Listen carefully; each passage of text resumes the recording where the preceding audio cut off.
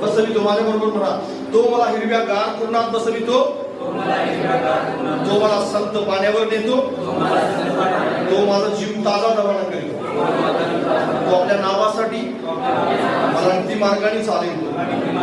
मृत्यूच्या दरीतून मी जात असतो तरी कसल्याही अरिष्टाला मिळणार नाही, कारण तुझी आगळी व काठी मला धीर देतात. हालेलुया. आता पुढे कोण आहे? दाविदाच्या पुढे कोण आहे?